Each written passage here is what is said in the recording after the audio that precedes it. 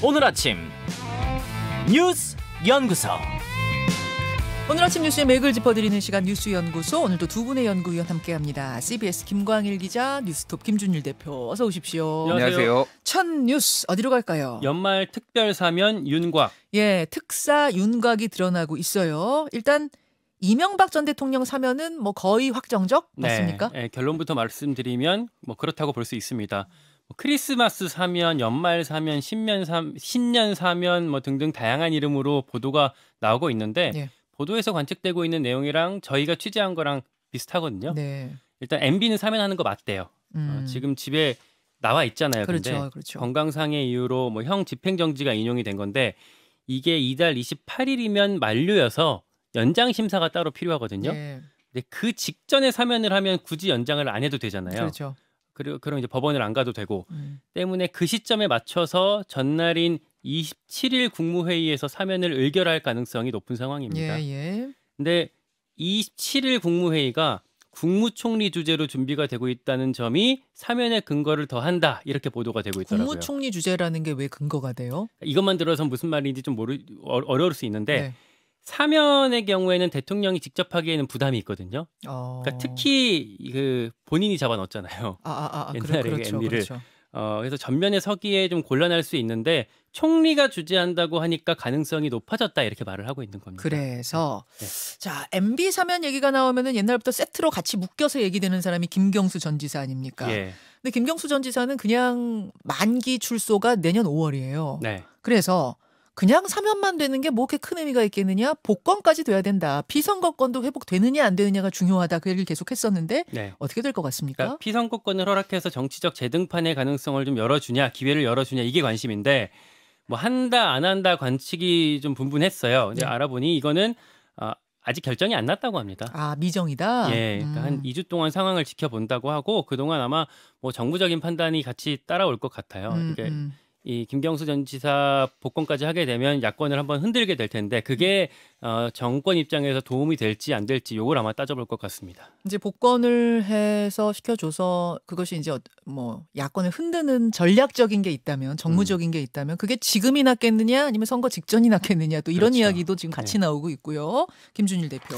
일단 뭐 사면이라는 게 항상 그렇듯이 여론을 한번 띄워보고 네. 반응 보고 그렇죠. 이렇게 뭐 하는 유동적인 뭐 상황이잖아요. 그래서 지금 이제 관건은 진짜 김경수 복권이 돼 버렸습니다. 예. 그래서 어제 민주당 경남도당에서 입장을 냈어요. 김경수 전 지사의 복권 없는 이명박 전 대통령 사면은 반대한다. 뭐 이런 식으로 냈어요. 그러니까 이게 이제 이 어떤 뭐라고 해야 되나 역풍의 특사 역풍 민주당 쪽의 역풍의 기준은 김경수 사면 배제가 아니라 김경수 복권 배제가 되는 분위기예요. 그러니까 뭐 사면은 하든 말든 사실 5개월밖에 안 남았으니까 그러니까 복권을 안 해주고 사면을 하는 거는 이건 들러리 세우기다, 뭐 구색 맞추기다. 이게 이제 고민정 최고위원 얘기고. 대체적으로 요거와 관련해서 말을 이제 뭐 방송에 나와서나 공개적으로 하는 분들은 대부분 복권 없는 사면은 큰 의미가 없다. 뭐 예를 들면 유인태 전 국회 사무총장 같은 경우에는 속 좁아 보인다. 복권 안 하고 사면만 하면은. 그래서 윤 대통령이 화끈하게 해야 된다. 뭐 이런 얘기도 어제 나와서 했고 뭐 유승민 전 의원동 같은 경우에도 방송에 나와가지고 형평에 진짜 맞나 뭐 이런 거를 봤을 때 같이 해주는 게 좋다 이런 식으로 얘기를 했는데 뭐 대통령 고유 권한이고 윤석열 대통령의 스탠스상 남들이 하라고 하면 더 안 하실 것 같아서 제가 보기에는 굉장히 고집이 이런 말들이 도움이 안 될 것 같아요. 이런 특히 뭐 유승민 의원 이런 분들이 얘기하면은 아마 절대 안 할 것 같습니다. 어쨌든 그래서 민주당에서는 속내가 좀 복잡해요. 뭐냐면은 이게 오히려 민주당 분열을 지금 일으키려는 거 아니냐. 이를테면은 비명계에서는 그러니까 소위 말하는 친문에서는 적극적으로 반기고 뭐 이거 해야 된다, 복권해야 된다. 그런데 오히려 뭐 친명계에서는 딱히 이거에 대해서 가타부타 말이 없거든요. 왜냐하면은 이제 이재명 대표 체제를 흔들 수가 있으니까 뭐 이래서 오히려 조금 좀 언짢아하는 분위기, 뭐 이런 지금 분위기인 것 같습니다. 하여튼 성탄절 특사의 최대 쟁점은 김경수 복권이 됐다. 이거 알려드리면서 다만 한 가지. 그건 있어요. 그 복권 없는 사면이어도 당내 선거는 나갈 수가 있습니다. 그러니까 김경수 전 지사가 선거 사범이 아니고 일반 사범이었기 때문에 그러니까 그 공직선거 피선거권은 제한이 되지만 선거권은 있거든요. 근데 이 당내 선거는 선거권을 기준으로 하기 때문에 그러니까 전당대회는 나갈 수 있어요. 쉽게 그렇군요. 말해서. 그렇군요. 이거 어제 선관위 확인을 한 내용이고, 그러니까 이재명 대표 임기가 물론 한 2년이 남아 있기 때문에 뭐 좀 먼 얘기일 수는 있겠지만 장기적으로는 또 의미 있을 수 있다고 할 수 있겠습니다. 자, 좀 복잡해요. 항상 사면 얘기 나오면 복잡합니다. 이런 가운데 민주당 노웅래 의원 구속영장 이 얘기도 좀 전해야죠. 네, 청구가 됐습니다. 그러니까 사업가한테서 6천만 원 받았다라는 혐의인데 노웅래 의원 같은 경우는 이제 정치 탄압이다라고 이제 부인을 하고 있죠. 관전 포인트는 불체포 특권이 되겠어요. 현직 의원이니까요. 네, 영장 심사하려면 그 전에 국회에서 체포동의안이 먼저 가결이 돼야 되는데 예. 아마 모레 본회의, 그러니까 15일 본회의에 예산안이 올라간다고 하잖아요. 네. 이때 본회의 보고가 되고 다음 날인 금요일에 표결이 이뤄질 것 같거든요. 민주당이 지금은 정치 탄압이라는 노웅래 의원의 입장에 같이 좀 뭐 방어하고 이제 그 스탠스를 같이 가고 있는데 이대로 유지를 할지 아니면 이 국민 정서상 사실 불체포 특권에 대한 또 부정적인 시선이 있어서 이렇게 따라갈지 요걸 좀 지켜봐야 될 것 같습니다. 그렇죠. 지금 민주당에서는 지금 불체포 특권, 뭐 체포 동의안 이런 거 굉장히 민감하잖아요. 예. 그런 상황이기 때문에 더더욱 주목되는 금요일. 자, 다음으로 넘어갈까요? 예. 윤석열 표 노동개혁도 윤곽. 노동 정책을 어떻게 개편할 거냐. 예를 들어 뭐 주 52시간 이런 거 윤곽이 좀 드러났습니까? 네, 미래노동시장연구회라는 곳에서 권고안을 냈는데요. 예. 이게 전문가들이 모인 거긴 한데 정부한테 위탁받아서 과제를 하는 곳이에요. 그래서 정부랑 이미 그 교감을 이룬 상태에서 발표된 거니까 이게 앞으로의 정부 정책 방향이라고 봐도 무방할 것 같습니다. 예. 제일 큰 게 주 52시간 제도 개편입니다. 예. 그러니까 현행 52시간이 이게 사실 40 플러스 12거든요. 그렇죠. 그러니까 한 달에 40시간까지만 일하고 노사 합의해서 12시간까지 더 할 수 있다 이건데 이번 권고안에서는 이렇게 좀 규칙이 너무 빡빡해서 일 시키기가 어렵다. 차라리 한 주 빡세게 시키면 그 다음 주에 좀 널널하게 하고 아니면 이번 주 널널하게 했으면 다음 주 좀 빡세게 하고 이렇게 좀 유연하게 몰아서 할 수 있게 만들자. 그리고 뭐 주도 아니고 몇 달 단위로 해가지고 3달 일하고 3달 쉰다든지 이렇게 좀 유연하게 하자 이런 게 논의되는 것 같던데요. 맞아요. 구체적으로 네. 그 초과 시간 관리 단위를 주 단위에서 월이나 분기, 반기 아니면 연 단위로 바꾸자 이렇게 제안을 한 겁니다. 예. 그러니까 만약에 너무 특정한 시기에 근데 몰아서 일을 시키게 되면 너무 많이 하면은 사람이 죽을 수 있잖아요. 그러니까 이거를 11시간 연속 휴식이라는 거를 만들어서 건강권 보호 장치를 둔 거예요. 그래서 일주일에 최고 69시간, 69시간까지만 근무할 수 있게 하자 이렇게 제시를 했습니다. 예, 뭐 사망하는 것까지는 너무 극단적인 케이스긴 하지만 어쨌든 주당 일할 수 있는 시간 69시간 정도까지 제한하고 대신 월 단위로 좀 크게 묶어서 유연하게 해보자. 과로를 너무 심하게 네, 하지 않을 수 네. 있도록 막자는 거죠. 자, 요렇게 돌아가고 있군요. 그럼 뭐 정년 연장에 대해서 좀 논의가 되고 있는 것 같고. 예, 정년 연장에 대해서 근데 구체적으로 나왔다기보다는 네. 노동시간 유연화가 되고 그리고 또 하나는 호봉제가 없어지고 성과급제, 연봉제가 되면은 고연령층의 사람들을 좀 더 자유롭게 고용할 수 있지 않겠느냐라는 아이디어 정도 차원에서 그래요? 나왔어요.